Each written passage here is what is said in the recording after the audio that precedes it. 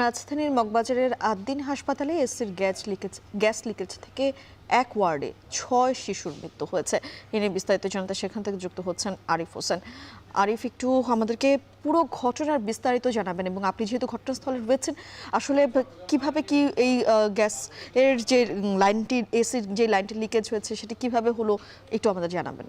দুর্ঘটনা ঘটেছে কারণ এই হাসপাতালে যারা চিকিৎসাধীন ছিলেন, অর্থাৎ 2-3 দিন আগে যেই নবজাতক জন্মগ্রহণ করেছে এমন 11 জন নবজাতকের মৃত্যুর খবর পাওয়া যাচ্ছে। তবে এখন পর্যন্ত আমরা 11 জন না সংখ্যাটি কত সে বিষয়টি নিশ্চিত হতে পারিনি। তবে এখানে একজন পিতা তার মৃত নবজাতককে কোলে নিয়ে তারপর অভিযোগ করছেন যে 3 দিন আগে তার বাচ্চা ভূমিষ্ঠ হয়েছিল। এরপর 8 দিন হাসপাতালে যে শিশু কেয়ার ইউনিটি রয়েছে এর মধ্যে বাচ্চাটি ছিল। তবে আজকে সকাল থেকেই এক এক করে বাচ্চাদের মরদেহ বের করে আনা হয় এবং পিতামাতাকে বুঝিয়ে দেয়া হচ্ছে এমন অভিযোগ তারা করছিলেন। আমরা যদি একটু দেখাতে চাই, এখানে এক পিতা তার নবজাতক যে শিশুটি মারা গিয়েছে তার সামনে এখানে রয়েছেন। আমরা একটু তার সাথে একটু কথা বলতে চাই এবং আমরা জানবো যে কি ঘটনা ঘটেছে, কি হয়েছে ভাইয়া। ভাইয়া আমাদের বেবি পুরো সুস্থ। আপনার কালকে আমাদের রিলিজ হওয়ার ডেট নিয়ে যাবো আমরা। আমি রাতে আইসা কোলে নিয়ে বাইশে বৈশাখ করলাম, হাসপাতালে কি সুন্দর। পরে আমাকে আর এখানে থাকতে দিল না, বললো যে তোমার নিচে যাইতে হবে। আমি নিচে গেলাম গা। পরে আমাকে 3টার দিকে মা ফোন দিয়ে বলতেছে বাচ্চা অনেক কান্না করতেছে, তোর বোনেরও সমস্যা হইতেছে, একটা দেখ নার্স বা সিস্টার পাস কিনা। পুরা সুস্থ আমাদের বাচ্চা বেবি। তারা নিজে ইচ্ছায় মারছে, 11টা বেবি মারছে তারা, আরো 2টা লাইফ সাপোর্ট আছে। চেক আপ ওখানে করার পরে 3টার দিকে আসছি। এখানে এসে আমি নার্সে বললাম, হে উল্টা রিয়াক্ট করে বলার পরে যাই আমার বোনের আর কি ট্রিটমেন্ট করছে।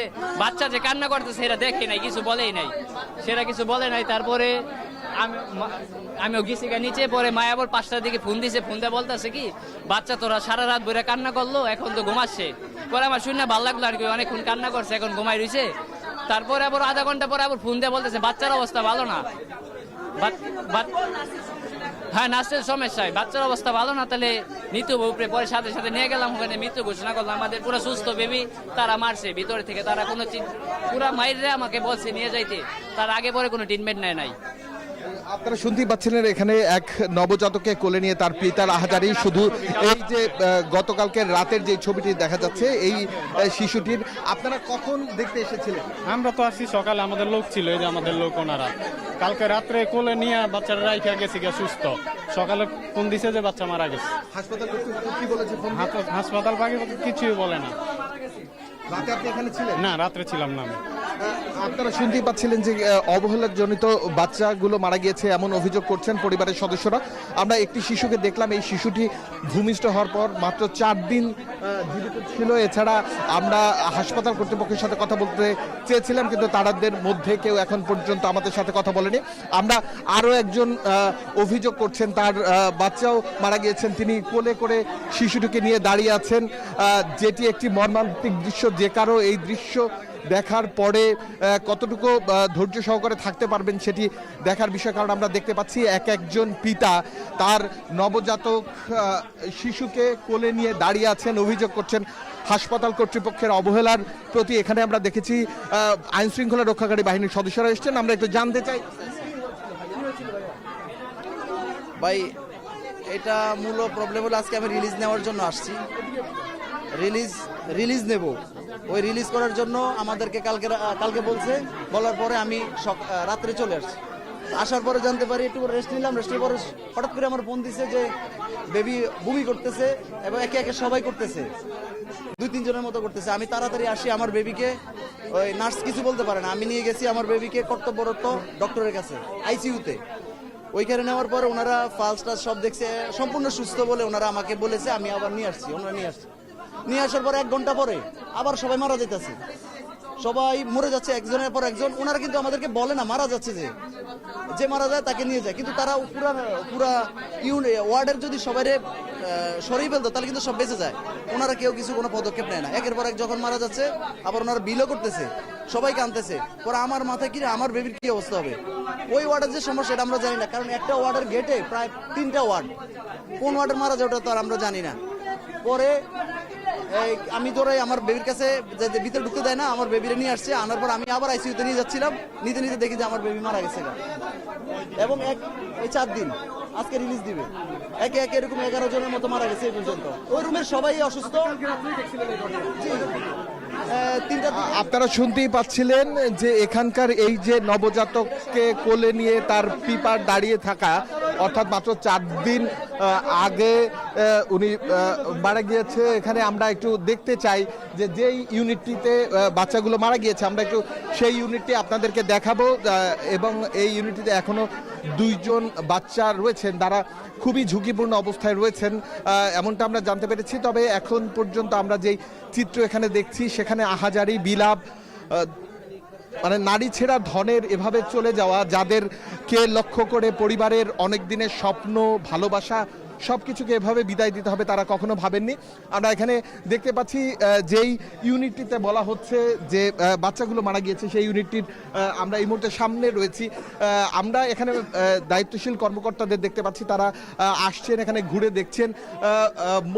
পোস্ট অপারেটিভ ওয়ার্ড 2, বস্তুতপক্ষে এই যে ওয়ার্ডটি দেখছেন, এই ওয়ার্ডটির ভেতরেই বাচ্চাগুলো ছিল এবং এখানে এক এক করে মারা গিয়েছে এমন অভিযোগ করা হচ্ছে। তবে মৃত্যুর কারণ এখন পর্যন্ত নিশ্চিত নয়। তবে আমরা যেই বিষয়টি শুনতে পাচ্ছি, এখানকার ভেতরের যে এসি, অর্থাৎ বায়ুর যে প্রবেশের ব্যবস্থা অথবা যাওয়া, সেখানে কিছুটা ঘাটতি থাকতে পারে বলে প্রাথমিকভাবে ধারণা করা হচ্ছে। তবে নিশ্চিত করে বলা যাচ্ছে না যে বাচ্চাগুলো কেন মারা গিয়েছে। এখানে আমরা দেখতে পাচ্ছি আইনশৃঙ্খলা রক্ষাকারী বাহিনীর যারা সদস্য রয়েছেন তারা হাসপাতাল কর্তৃপক্ষের সাথে কথা বলছেন এবং এখানে শিশু ওয়ার্ড, আমরা এই যে ওয়ার্ডটি, এর ভেতরেও কিছু চিকিৎসাধীন অবস্থায় কিছু শিশু রয়েছেন এবং এক এক করে পরিবারের সদস্যরা আসছেন। আপনাদের কি কেউ ছিল এখানে? আমার বোন আছে ভর্তি, কিন্তু ওই রুমে, যে রুমে মারা গেছে ওই রুমে না, পাশের রুমে। হ্যাঁ, মানে আপনারা কি শুনতে পেয়েছেন? আমি আসলে ছিলাম না, আমার বোন ছিল বলে প্রথমে একটা বাচ্চা মারা গেছে, এরপরে আস্তে আস্তে শুনতে শুনতে শোনা যায় যে 11টা বাচ্চা মারা গেছে, লাস্ট আবার শুনলাম 12টা বাচ্চা মারা গেছে। এখানে তো অলরেডি 2টো বাচ্চা আছেই। তবে এই যে গ্যাসের প্রবলেমটা কিন্তু এই রুম থেকেও আছে। আরো 2 দিন আগে আমি এই ঘটনা শুনেছি যে ওইখানে গ্যাসের সমস্যা আছে, বাচ্চাগুলো সব পাশের রুমে শিফট করবে, এটা আমি আরো 2 দিন আগে শুনছি। পরে আস্তে আস্তে আজকে এইগুলা ঘটনা জানতে পারলাম। বাট আমার তো ওই রুমের সাথে আমি কানেক্ট না, কিন্তু গ্যাসের গন্ধটা কিন্তু আপনার এই রুম পর্যন্ত চলে আসছে।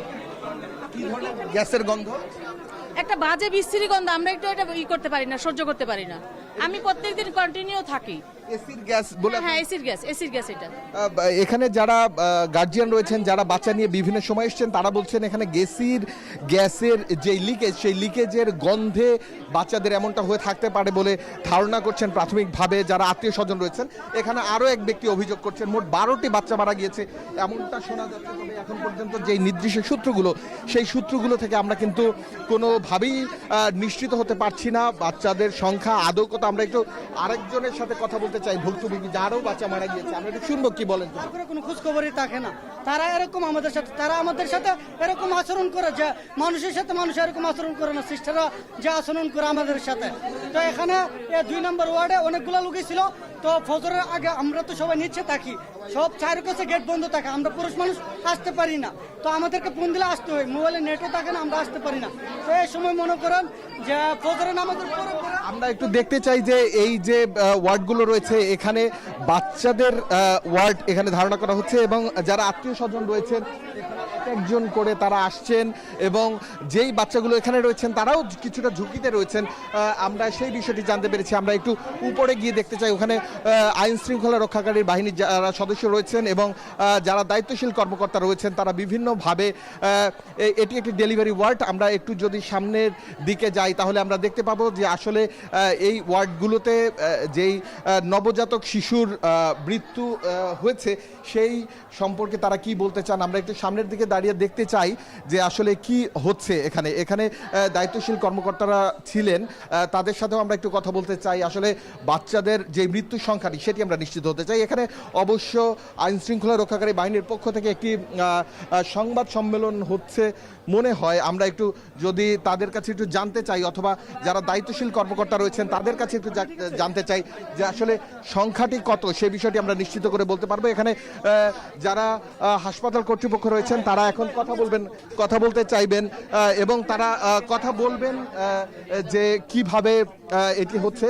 এই মুহূর্তে আমরা বাচ্চার কতজনের সংখ্যা এবং সেই জিনিসগুলো আমরা নির্ধারণ করতে চাই। আমরা একটু অন্যদিকে দেখাই যে এখানের যেই বাচ্চার নির্ধারণ হয়েছে এবং যেই কজন মারা গিয়েছে সেই বাচ্চাদের সংখ্যাটি কত হবে এবং সেই বিষয়টি হাসপাতাল কর্তৃপক্ষ এখন বলবেন এবং সেই বিষয় নিয়ে আমরা একটু তাদের সাথে কথা বলতে চাই।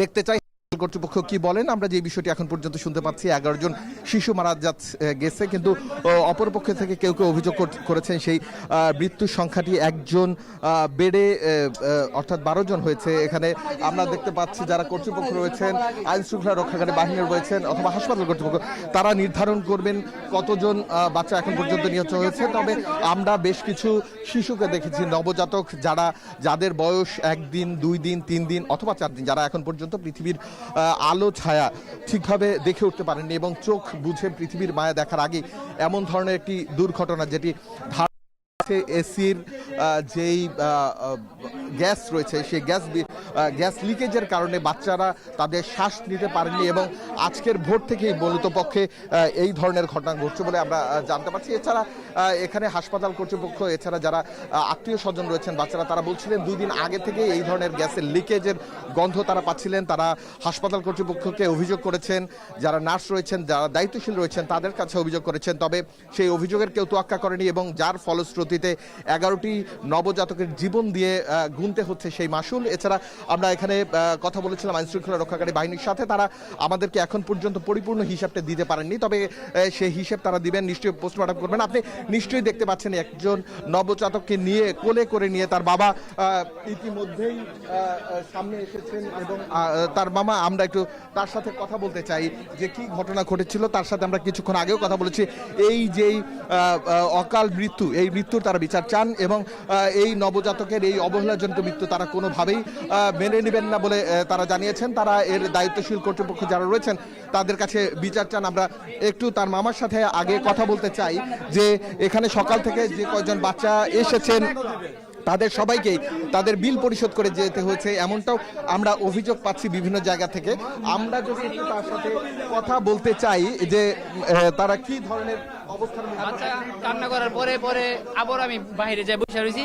5টার দিকে আবার মা ফোন দিছে, ফোন দিয়ে বলতেছে এই যে বাচ্চা তো সারা রাত কান্না করছে, এখন একটু ঘুমাচ্ছে বাচ্চাটা।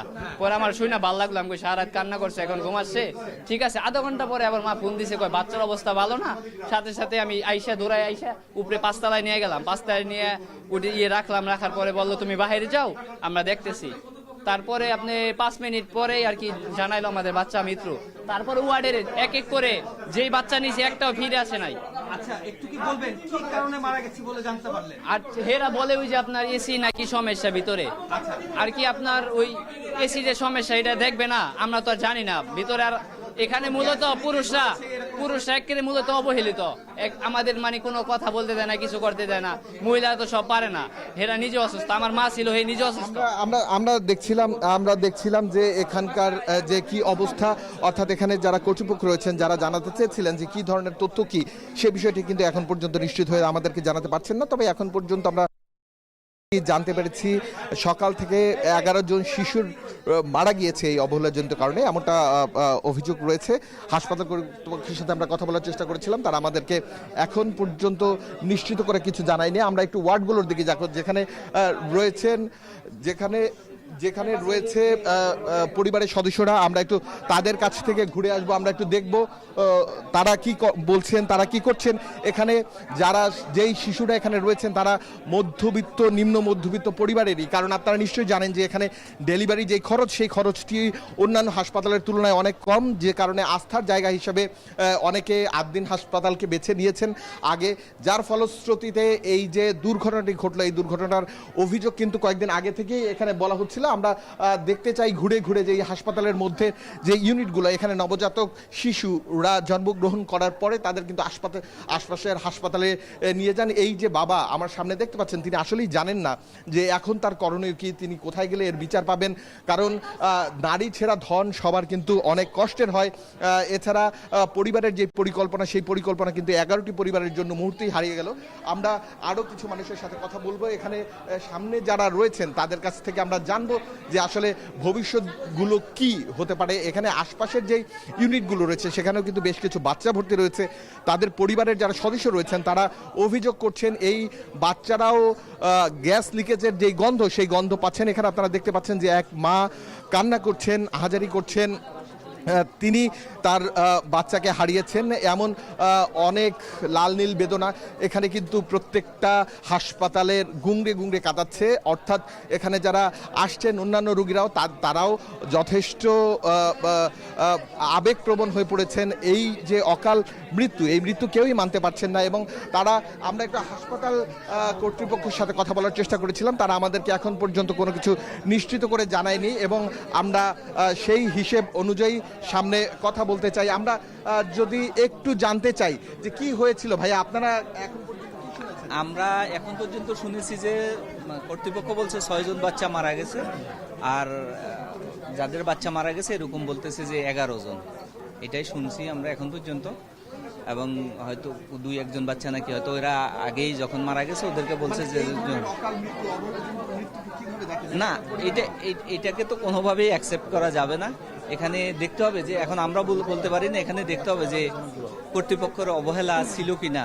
এখানে যে ওয়ার্ডে তাদেরকে রাখা হয়েছিল তারা কি সেই ওয়ার্ডগুলা সঠিকভাবে অক্সিজেন সাপ্লাই ছিল কিনা, এসি বন্ধ হয়ে গেছিল কিনা, এখানে যারা দায়িত্বরত নার্স এবং ডাক্তার ছিলেন তাদের অবহেলা ছিল কিনা, এটা ইনভেস্টিগেশন করলে বোঝা যাবে। এটা এখানে যারা ঘুরতে আসছেন, অর্থাৎ তাদের পরিবার পরিজনের অন্য সদস্যরা যারা অন্য রোগে আক্রান্ত হয়ে এই আদ্দিন হাসপাতালে ভর্তি হয়েছেন, তারা বলছেন এই যে 11 জন বাচ্চা মারা গেল, নবজাতক মারা গেল, এই মৃত্যুর দায় কোনোভাবেই হাসপাতাল কর্তৃপক্ষ এড়াতে পারেন না। বিচার বিভাগীয় তদন্ত থেকে শুরু করে বিভিন্ন জায়গার যে হাসপাতাল কর্তৃপক্ষের তদন্ত রয়েছে, সেই তদন্ত করা হোক, স্বাস্থ্য অধিদপ্তরের পক্ষ থেকে তদন্ত কমিটি গঠন করা হোক এবং সেইভাবেই যাতে সামনের দিকে কোনোভাবেই ছাড় না পায় যারা অভিযুক্ত এবং অপরাধী। আমরা একটু শুনতে চাই যে আরেক মায়ের কাছ থেকে যে কি ঘটনা ঘটেছিল, তার মেয়ের নবজাতক উপরে রয়েছে। কি বাচ্চা সকালবেলা এই কান্দাকাটি করতেছে, ব্যাগ বাচ্চা কান্দাকাটি করতেছে, ঠিক করে 10 জন বাচ্চা সব কান্দাকাটি করতেছে। এবার আমার বাচ্চা, আমার নাতিনি কি করছে, চিকুর ভারে খাওয়া দাওয়া করে না, ওই দুধ দেয় খায় না, আবার পিটার দিয়ে খায় না। আমি এম করে গেলি গাছ গা, ও তো এম করে না, তো খাবার খাইছে। আল্লাহ পরে কি আল্লাহ বাচ্চা অনেক দিকে দম দেখতেছে গা। তারপরে বুয়ারে কই, বুয়া আমার বাচ্চাটা দেখান তো, এম করতেছে কি লিগা, বুয়াকে না কিছু না, বালা। আমি কেন বাচ্চা তো সব ঘুরে দেখতেছে গা, আপনি কেন বালা এর তো না। আমি বাচ্চা কাইরা নিয়ে আমি আইসির ভিতরে দৌড় দিছি। আমি কি আমার বাচ্চা বাঁচানোর দরকার। তারপরে না, শেষ মতো আমার বাচ্চা তো বাঁচাতেই পারলাম না, মৃত্যুর পথে গেল গা। দেখতেই পাচ্ছিলেন যে এক নবজাতকের মৃত্যুর যেই আগ মুহূর্তের ঘটনা, মানে কিভাবে তার নাতিকে বাঁচানোর জন্য শেষমেশ প্রাণপণ চেষ্টা চালিয়ে গিয়েছেন, কিন্তু শেষ রক্ষা হলো না। শেষমেশ অসীমের পথে পাড়ি জমাতেই হলো এই নবজাতককে। পৃথিবীর আলো ছায়া তার জন্য কতটা অস্বস্তিকর হয়ে উঠতে পারে সেই প্রাণবন্ত প্রমাণ হয়তো এই পিতার হাতে তার সন্তানের মরদেহ। এবং 4 দিন বয়সী এই যে সন্তান আপনারা দেখতে পাচ্ছেন, এই দায়, এখন এই দায় কে নেবে? এই দায়ের যে অংশ সেটা কে হবে? যারা যোগ্য ব্যক্তি, যারা দায়ী, তারা কি আদৌ শাস্তির আওতায় আসবে? এমন প্রশ্ন কিন্তু এখানে যারা আসছেন, যারা আত্মীয় স্বজন রয়েছেন বাচ্চাদের, নবজাতকের, তারা করছেন। তবে আমরা হাসপাতাল কর্তৃপক্ষের সাথে কথা বলার চেষ্টা করেছিলাম, তারা এখন পর্যন্ত স্পষ্টভাবে কিছুই বলছেন না, তারা দায়িত্ব নিচ্ছেন না। এছাড়া যেই ওয়ার্ডটিতে বাচ্চাটি মারা গিয়েছে, পোস্ট অপারেট ওয়ার্ড 2, এটির মধ্যে কয়েকদিন ধরেই গ্যাসের যেই এসির গ্যাসের লিকেজ, সেই লিকেজের গন্ধ কয়েকদিন ধরেই পাচ্ছিলেন এখানে যারা আসছেন নবজাতকের পিতা মাতা এছাড়া আত্মীয় স্বজন। তারা অভিযোগও করেছিলেন, তবে সেই অভিযোগের কোনো তোয়াক্কা করেননি হাসপাতাল কর্তৃপক্ষ এবং তারা বলছেন যে সেই অভিযোগের তোয়াক্কা না করার ফলেই আজকে ভোর রাত থেকে মূলত পক্ষে এক এক করে বাচ্চারা অসুস্থ হতে থাকেন এবং তারা শ্বাসকষ্টে ভুগতে থাকেন। পরবর্তীতে পর্যায়ক্রমে এক একজন বাচ্চা মৃত্যুর কোলে ঢলে পড়ে এবং যারা মারা গিয়েছেন তাদেরকে পরিপূর্ণ হাসপাতাল এবং ওয়ার্ডের বিল পরিশোধ করে তারপরে বাচ্চাদের ছেড়ে দেওয়া হয়েছে। তবে কয়েকটি বাচ্চা আমরা এখন পর্যন্ত পেয়েছি। ভোর রাত থেকে এই মৃত্যুর ঘটনা ঘটছে। এখন পর্যন্ত আমরা যে বিষয়গুলো দেখতে পাচ্ছি, আমরা এখন এই মুহূর্তে রয়েছি বাইরে, এর ভেতরে আমাদের সহকর্মী রয়েছেন ইমদাদ। আমরা চলে যাব তার কাছে, আমরা জানবো যে আসলে কতজন বাচ্চা মৃত্যুবরণ করেছেন, এছাড়া কি অবস্থা। তার আগে আমরা একটু দেখে নেই যে এখানের কি অবস্থা। আমরা ইমদাদে যাওয়ার আগে আমরা একটু দেখতে চাই যে বাচ্চারা মারা গিয়েছে তাদের কি অবস্থা। এছাড়া আমরা নিজেরাও একটু ভেতরে গিয়ে দেখতে পারি যে হাসপাতাল কর্তৃপক্ষ কি বলছেন। তারা কিছুক্ষণ আগে একটি সংবাদ সম্মেলনের আয়োজন করেছিলেন, তবে সেই সংবাদ সম্মেলনটি তারা শেষ না করেই উঠে যান। এখন পর্যন্ত তারা কি বলবেন সে বিষয়টি কিন্তু গুছিয়ে বলতে পারছি না। সে বিষয়টি এখন পর্যন্ত আমরা চলে যাব ইমদাদের কাছে, আমরা পরবর্তীতে ফিরবো তার কাছ থেকে। এটা তো আর বাইরে করে না, আমি তার মানে কিছু ভিডিও দেখে বলছি না, সেটা আমার ফ্যামিলি, আমার ভাইয়ের ভাইজি মারা গেছে। আমি এখানে সকাল থেকে ছিলাম, অনেক রুগী চলে গেছে তাদের লাশ নিয়ে, যারা যেমনি পারছে পাঠাই দিছে, সবাই নিয়ে গেছে। কিন্তু আমাদেরটা আমি বুঝছি যে আমাদের রাত্রিবেলা আমার ছোট ভাইয়ের মেয়ে এখানে দেখলাম আমার বেবিটা মারা গেছে, আমাকে নিয়ে ভিতরে আমার ভাই তো ছোট বোঝে না, আমাকে নিয়ে বিপ করছে। আমি তখন ডাক্তার আমাকে তিনজন ডাক্তার উপস্থিত আইসিইউর ভিতরে ছিল, তারা আমাকে বিপ করলে বাচ্চাটা এই হার্টবিট পাওয়া যায় না, মারা গেছে। তারপর থেকে আমি দেখে আসলাম যে মারা গেছে। এরপরে ওনারা এই বিল করছে, বি কাউন্টারে টাকা দিয়ে আসেন, ওইটা ওষুধ নিয়ে আসেন।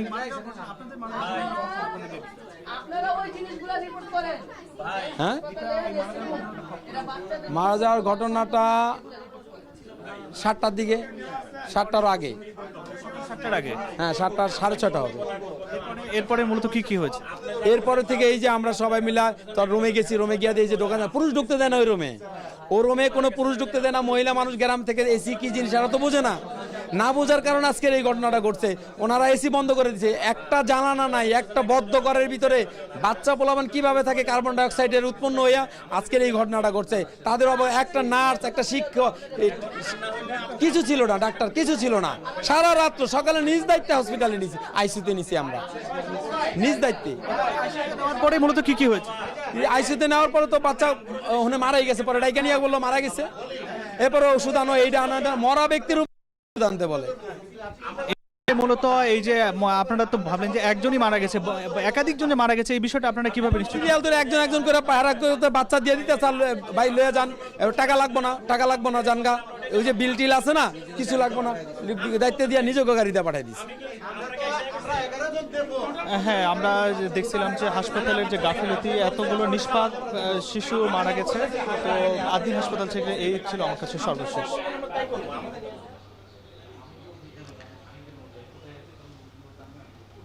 সহকর্মী আরিফ হোসেন এবং ইমদাদুল আজাদ যুক্ত হয়েছিলেন মগবাজারের আদ্দিন হাসপাতাল থেকে। সেখানে গ্যাসে এসির লিকেজ থেকে অভিযোগ রয়েছে 11 জন নবজাতক মৃত্যুর, সেই খবর আমরা জানছিলাম সহকর্মীদের মাধ্যমে।